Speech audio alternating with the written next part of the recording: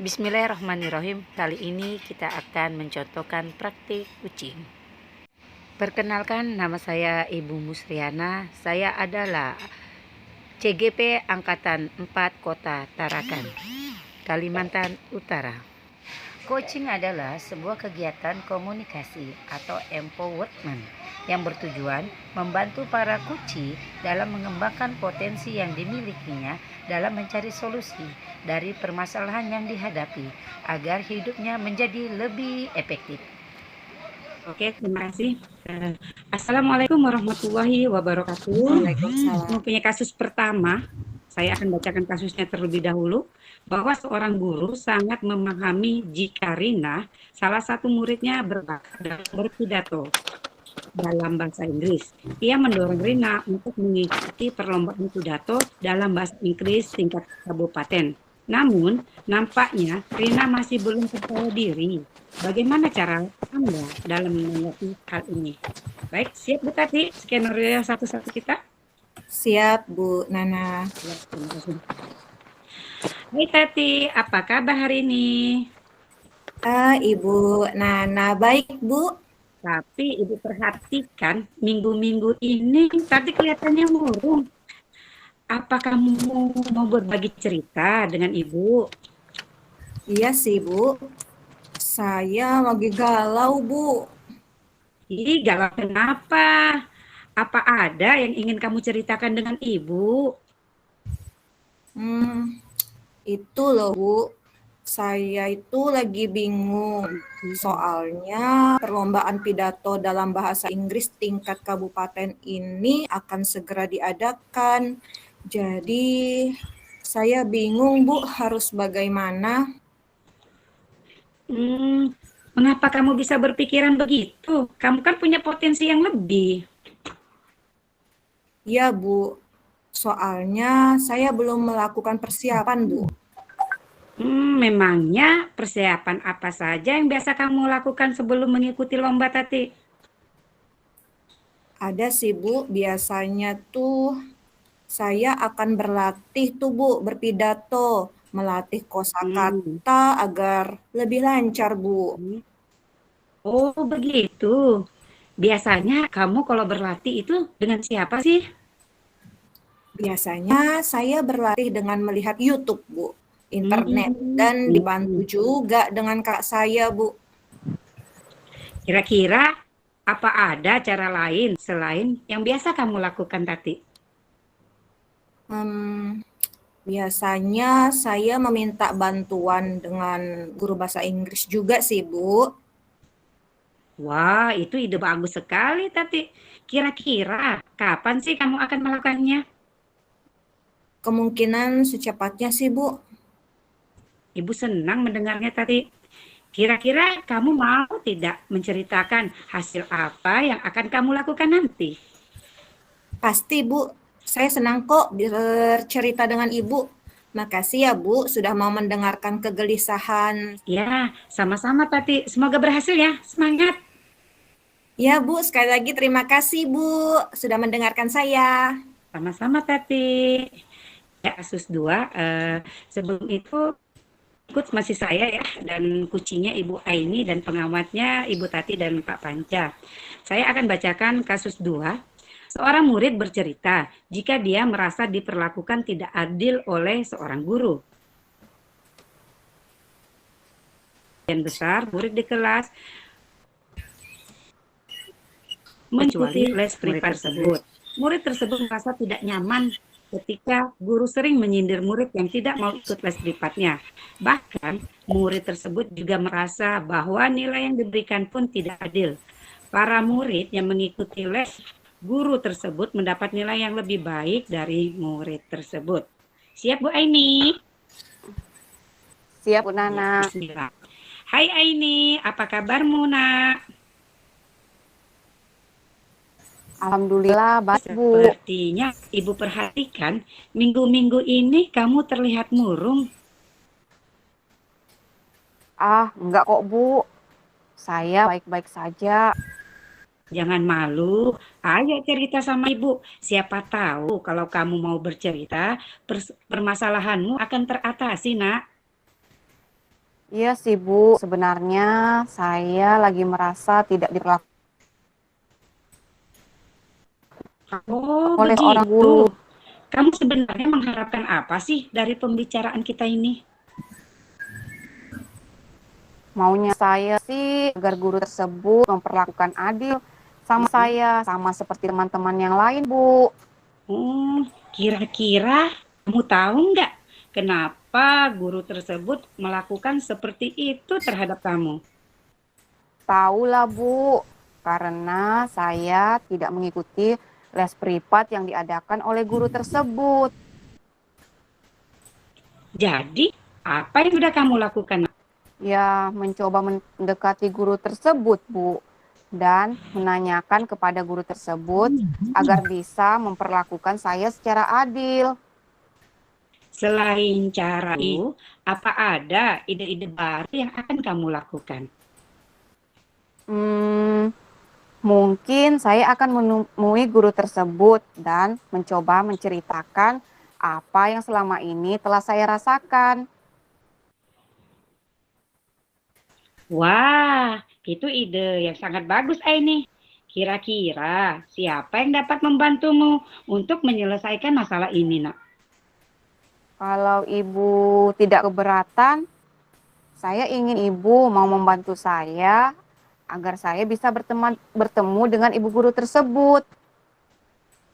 Oh, jadi minta bantuan ibu. Insya Allah deh, ibu bisa membantumu, Aini. Jadi, kapan kamu akan melakukannya, Nak? Insya Allah dalam minggu ini, Bu Guru. Apa ada lagi yang ingin Aini ceritakan ke ibu? Tidak, Bu Guru. Terima kasih, Bu Guru, sudah mau mendengarkan dan membantu saya. Ya, sama-sama ya Aini ya. Ibu juga senang loh membantu Aini. Dan lupa, tetap semangat ya Aini. Semangat, Bu. Terima kasih Aini. Sama-sama, Bu. Di kasus 2, untuk pengamat 1 mungkin saya beri kesempatan kepada Ibu Tari. Baik, Silakan, terima Tari. kasih Ibu Musriana. Tadi pada saat melakukan coaching itu sudah sangat baik ya, di mana langkah-langkah Tirta itu sudah dilakukan dengan secara sistematis, mulai dari tujuannya, coach sudah menyampaikan tujuan dan dari pembicaraan yang dilakukan pada kalimat ini tadi tuh ya. Oh gitu, kamu sebenarnya mengharapkan apa sih? Nah, di sini sudah menggali tujuannya, sudah mau mencari tujuannya apa sih dilakukan diskusi itu untuk identifikasi sendiri pada saat coaching, coach sudah kok yang saya perhatikan coach sudah memberikan pertanyaan-pertanyaan yang dapat menggali coachingnya di posisi mana sih saat ini dia berada. Nah, yang ketiga itu langkah ketiga mungkin di bagian rencana aksi. Nah, di rencana aksi juga coach sudah memberikan pertanyaan-pertanyaan kepada coach agar coach tersebut dapat memikirkan rencana apa sih yang coach akan lakukan. Berarti itu idenya memang yang keluar dari idenya coach, bukan dari coachnya. Coachnya sudah sangat baik dan tentunya pada langkah terakhir tanggung jawab coach telah memberikan pertanyaan untuk coach supaya coachingnya bisa melaksanakan komitmennya. Terima kasih Ibu Musriana.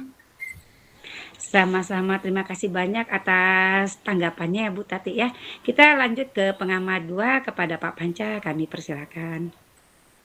Terima kasih Ibu Nana. Baik, saya sependapat sekali dengan observer pertama Ibu Tati, di mana langkah-langkah Tirta sudah dilaksanakan dengan baik oleh Ibu Musriana, di mana juga saya amati dan dengarkan itu sudah menyampaikan tujuan dengan menanyakannya kepada coach tersebut, sehingga tujuan yang disampaikannya adalah keluar dari coachnya. Kemudian untuk identifikasi juga sudah menggali potensi-potensi yang ada pada coach ya. Jadi potensi-potensi yang bisa membuat ia kuat menghadapi masalahnya, dan kemudian juga dalam rencana aksinya ia akan melakukan hal-hal yang membantunya menyelesaikan masalah tersebut. Coach dan kuncinya Pak Panca, bersedia Pak Panca? Ya, Bu. Iya, saya akan bacakan dulu Pak kasusnya kita. Rekan Anda bercerita jika dia baru saja mendapatkan teguran dari kepala sekolah yang menerima laporan dari pengawas sekolah yang melakukan supervisi saat ia mengajar. Pengawas sekolah yang melakukan supervisi tampaknya keberatan ketika rekan Anda mengajar tanpa buku teks. Rekan Anda mengajar dengan memanfaatkan sumber-sumber belajar lainnya. Ketika diingatkan pengawas tersebut, rekan Anda menyampaikan jika ia tetap mengacu pada kurikulum walaupun tidak menggunakan buku teks. Nah, pengawas tersebut tampaknya tersinggung dan memberikan laporan tentang hal itu kepada kepala sekolah. Siapa Panca? Ya, Bu Tati. Ya. Ibu Nana. Ya. Pak Panca, kok cemberut sih? Itu tadi saya dilaporkan pengawas sama kepala sekolah. Oh, begitu. Ceritakan lalu dalam lagi tentang kekhawatiran yang Bapak rasakan. Saya siap kok mendengarkannya. Terima kasih, Bu. Ibu ini memang sahabat guru saya yang paling baik, mau mendengarkan. Ya, begini loh, Bu. Tadi kan pengawas sekolah melakukan supervisi begitu di kelas saya. Nah, tampaknya keberatan ketika saya mengajar tanpa buku teks. Karena saya mengajar dengan memanfaatkan sumber-sumber belajar lainnya. Kan termasuk juga dalam kurikulum. Tidak menyimpang begitu. Oh, jadi mengapa Bapak berpikiran seperti itu? Ya, iya, Bu. Ini kan zaman sekarang nih kita harus berinovasi mengajar. Kan juga saat ini kan anak-anak juga gemarnya menonton, melihat gambar, melihat video, kemudian juga ingin yang kenyataan yang ada gitu, tanpa buku ya. Iya. Selain cara itu, apa Bapak punya cara lain sih mengajar? Ada sih, terkadang juga memang menggunakan buku juga, Bu, buku teks itu. Hmm, menurut Bapak mengajar tanpa buku itu bagaimana sih? Ya tidak salah sih. Itu jadi gimana ya, kita lebih fokus dalam menyampaikan pembelajaran jika menggunakan sumber belajar lain. Terus ke depannya bagaimana Bapak mengajar? Ya saya juga akan mengajar tetap membawa buku teks, menggunakannya. Jadi lebih terarah juga, tidak lepas dari yang kurikulum yang disampaikan, terus juga biar memperkuat minat anak-anak juga. Selain itu juga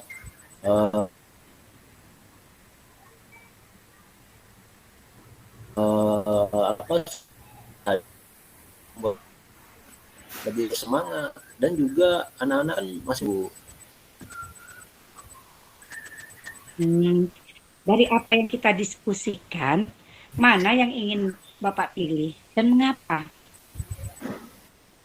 ya, saya tetap sih juga mengajar dengan menggunakan buku teks dan sumber belajar lain, biar pembelajarannya juga lebih bervariasi, Bu. Oh iya, bagus tuh Pak, ide yang bagus. Jadi kira-kira kapan Bapak mau melakukannya? Iya, Bu, saya akan melakukannya, insya Allah secepatnya, Bu, melakukan perubahan ini. Ya, dari masukan pengawas itu juga ternyata baik juga sih, harus juga buku teks tidak lepas. Ya, pada momen-momen tertentu saya juga harus menggunakannya. Baik, Bu, terima kasih ya, Bu, udah mau mendengarkan. Ya, sama-sama Pak Panca. Tetap berinovasi dan semangat ya Pak Panca. Ya Bu, terima kasih sekali lagi Bu. Terima kasih banyak Bu. Sama-sama. Terima kasih. Semoga kedepannya saya bisa mempraktekkan kucing jauh lebih baik lagi. Salam guru penggerak.